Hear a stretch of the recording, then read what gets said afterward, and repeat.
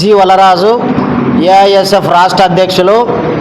ఈరోజు రాష్ట్రంలో ప్రభుత్వ విద్యను కూటమి ప్రభుత్వం విధ్వంసం చేస్తూ ఉంది.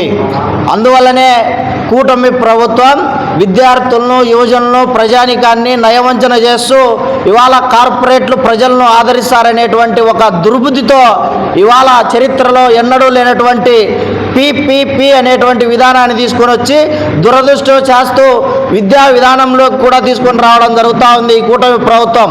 అందులో భాగంగానే మెడికల్ విద్యను నిర్ద్వందంగా ఇవాళ 80% పూర్తయినటువంటి మెడికల్ కళాశాలను పూర్తి చేయకోకుండా ప్రభుత్వ విద్యను పరిరక్షిస్తానని చెప్తూ విద్యార్థులను, యువజనులను, ఈ ప్రాంత ప్రజానీకాన్ని మోసం చేస్తూ కార్పొరేట్ల ప్రభుత్వంగా ఈ కూటమి ప్రభుత్వం విద్యాశాఖ మంత్రి చలామణి అవుతా ఉన్నాడు.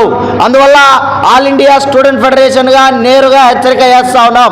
ఏవైతే విద్యార్థుల దగ్గరికి ఇచ్చాపురం నుంచి హిందూపురం వరకు వచ్చి 107, 108 జీవోలను రద్దు చేస్తామని చెప్పావో ఆ 107, 108 జీవోలను రద్దు చేయకపోతే ఆల్ ఇండియా స్టూడెంట్ ఫెడరేషన్ నేతృత్వంలో నీ యొక్క అధికారానికి బీటలు వారే విధంగా ఆల్ ఇండియా స్టూడెంట్ ఫెడరేషన్ పోరాటం చేస్తుంది.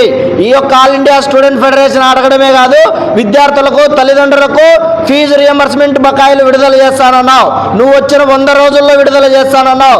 2 సంవత్సరాలు అవుతా ఉంది. ఏ ఒక్కరికి కూడా పూర్తి స్థాయిలో బకాయిలు విడుదల చేయకోకుండా మోసపూరితమైనటువంటి పరిపాలన కొనసాగిస్తావు. అందుకే all India student federation June 1వ తారీఖు నుండి పెద్ద ఎత్తున పోరాటానికి శ్రీకారం చేపట్టనుంది. ఇదే సందర్భంలో ఆల్ ఇండియా స్టూడెంట్ ఫెడరేషన్ శిక్షణా తరగతులు కర్నూలు నగరంలో జరుగుతూ ఉన్నాయి. ఏదైతే కేంద్ర ప్రభుత్వం చేస్తున్నటువంటి నిర్ద్వందమైనటువంటి కేంద్రీకరణ పేరుతో ఎన్టీఏ వాడు పేపర్లు అమ్ముతా ఉన్నాడు.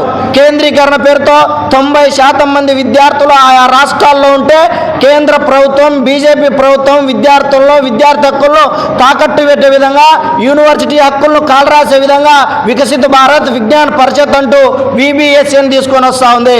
అందువల్ల ఇలాంటి కేంద్రీకరణను వ్యతిరేకిస్తూ భవిష్యత్తులో పెద్ద ఎత్తున ఉద్యమాలు శ్రీకారం చుట్టడం కోసం ఇవాళ రాష్ట్ర వ్యాప్తంగా విద్యార్థులను కదిలించే దిశగా ఆల్ ఇండియా స్టూడెంట్ ఫెడరేషన్ శిక్షణా తరగతులు జరగనున్నాయి. ఈ శిక్షణా తరగతులకు విద్యార్థులు, అదేవిధంగా యూనివర్సిటీల మేధావులు రానున్నారు. కాబట్టి ఈ శిక్షణా తరగతులను జయప్రదం చేయాలని చెప్పి పిలుపునిస్తా ఉన్నాం.